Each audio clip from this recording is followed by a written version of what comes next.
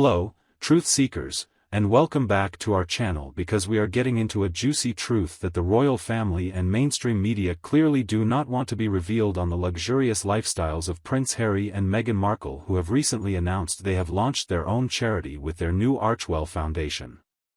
Chief Keef type beat, overtime. Welcome back you lovely viewers, your favorite royal critic is here, and today, get ready for wild reveal.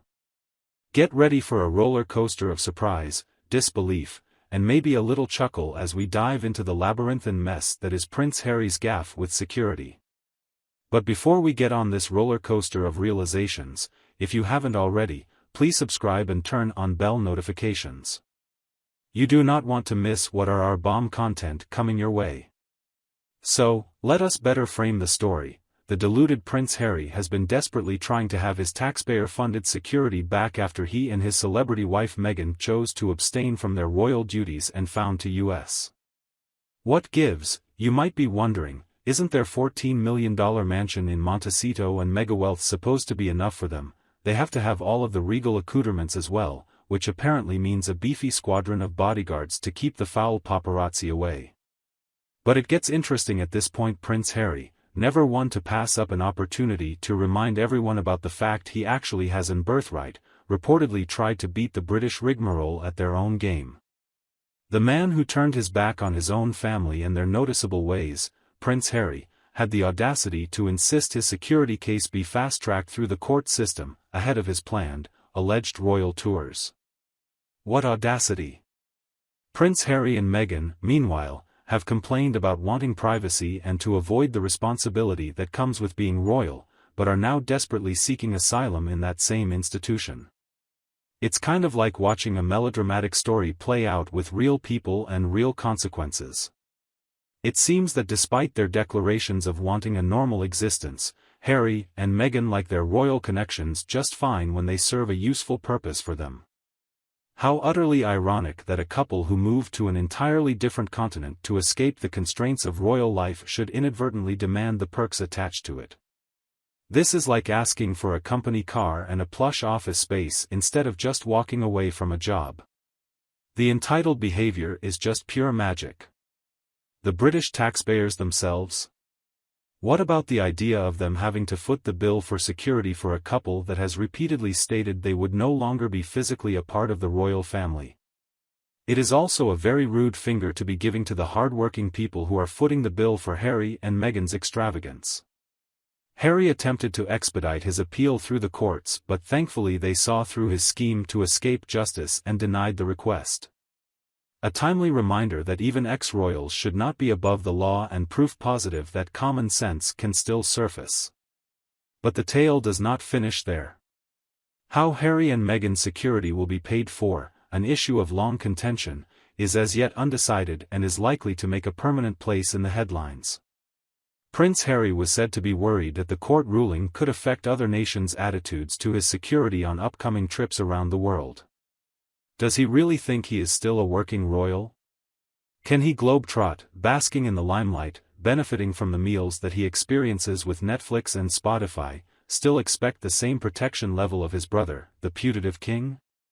It is just flat-out ridiculous to the point of being humorous almost. Whereas Prince Harry manufactured his public royalty to disparage the royal family, discussing their private affairs and making a profit from his royal connections. He looks to continue his role-playing as a royal while speeding through any legal issues as he cannot interrupt his fabrication of royal grandeur.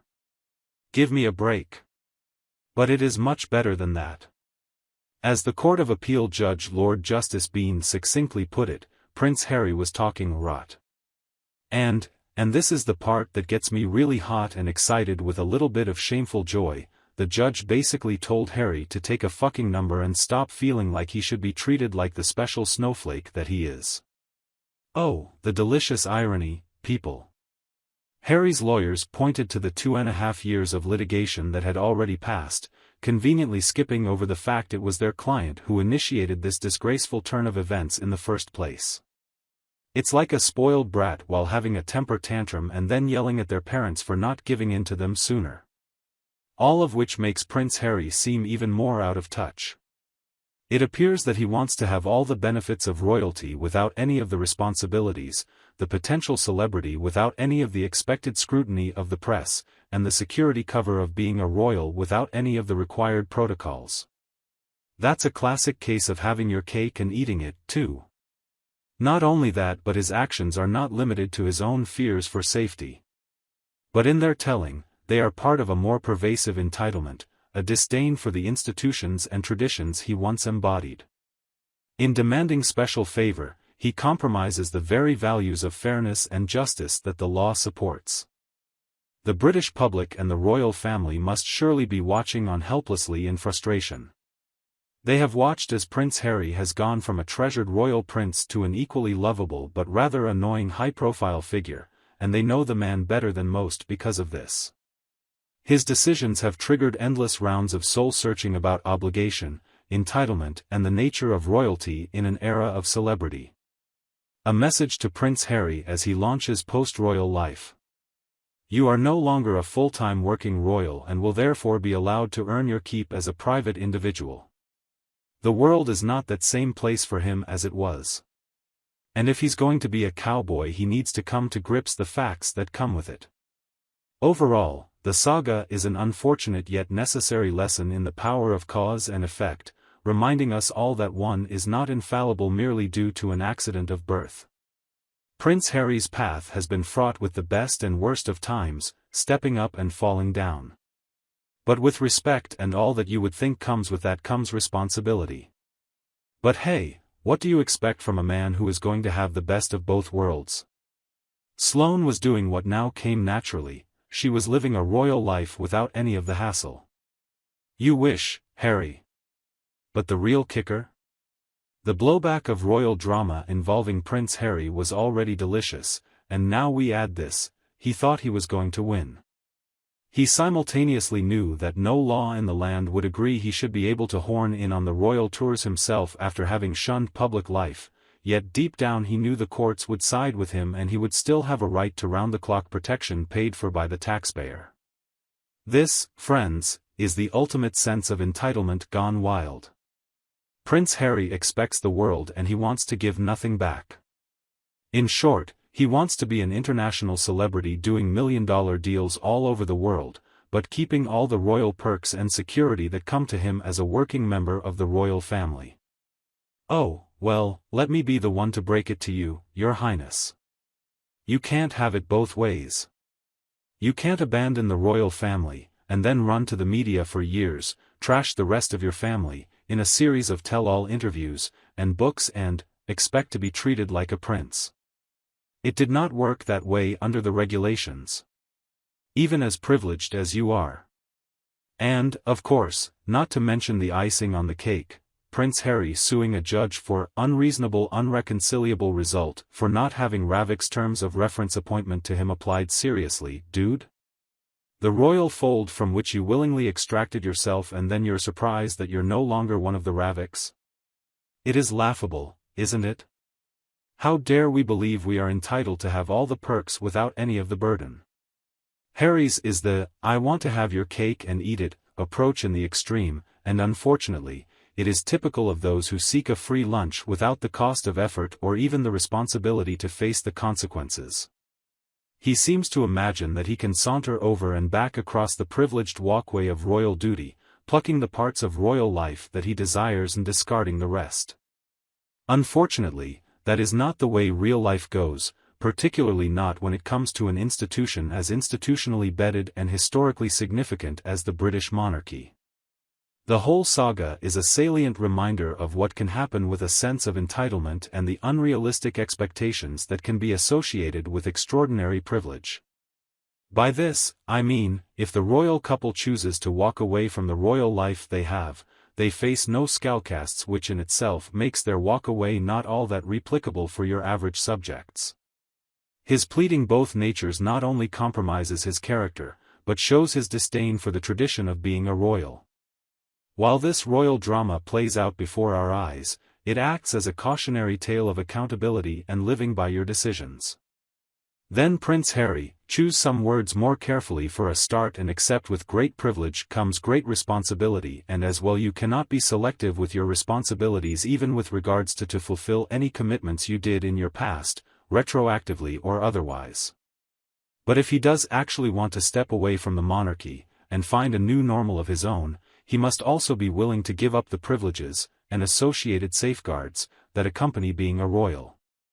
It is only by escaping the shadow of his father and his family that he can amply demonstrate independence, that he really is a self-made man, and no just prince trying to set his own rules. Now that is a lack of self-awareness.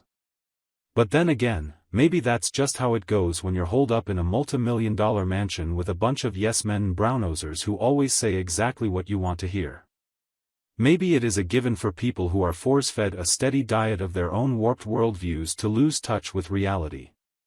It's just another installment in the never-ending Sussex drama soap opera. It is the story of entitlement, hypocrisy, and the desperate need to hold on to all the trappings of royalty but not the job that goes with it. It's an interesting dichotomy, this yearning to both be and not be a have-your-cake-eater. Prince Harry and Meghan Markle seem to wobble between wanting the limelight and privileges that come with being part of the royal family, to trying hard to reject and distance themselves as far as possible from the institution and the UK. One is almost tempted to view them as average Joes and regular feminists oppressed by unfortunate circumstance, but then their behavior betrays a desire for the very special treatment they profess to eschew.